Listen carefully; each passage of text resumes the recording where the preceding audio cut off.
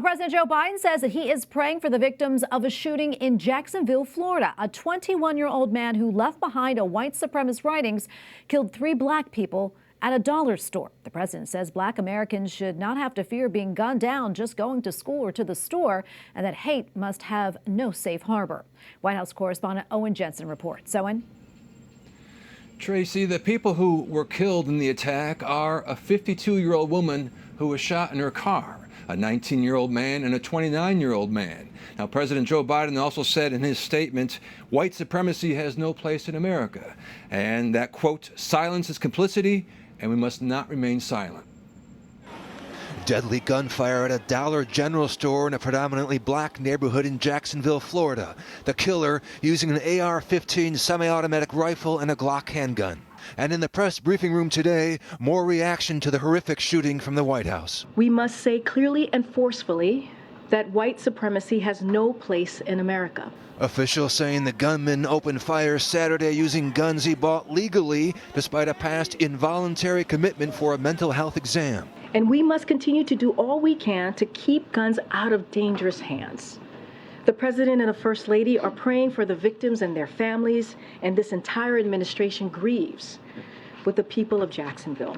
Meanwhile, President Joe Biden, fresh back from his vacation, heads to the classroom, visiting a middle school in the nation's capital, talking about his administration's efforts to keep school doors open. The hardest thing is to come back after 3 months of not doing any work, not doing any homework.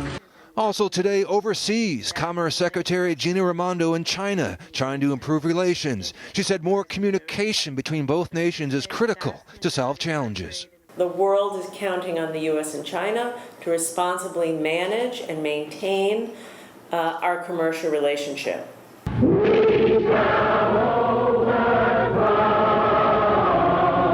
And 60 years ago, August 28, 1963, the March on Washington, 250,000 people. Today, President Biden and Vice President Kamala Harris meeting with MLK's family at the White House and said we have to act against hate-fueled violence. We can't let hate prevail, and it's on the rise. It's not diminishing. Also tonight, Hurricane Idalia. President Biden tweeting today that he has spoken with Florida Governor Ron DeSantis and has approved an emergency declaration. And separately tonight, March 4th, 2024. That's when former President Donald Trump goes on trial in Washington, D.C. That's what a judge decided today. He's charged with trying to overturn the results of the 2020 election. At the White House, Owen Jensen, EWTN News Nightly.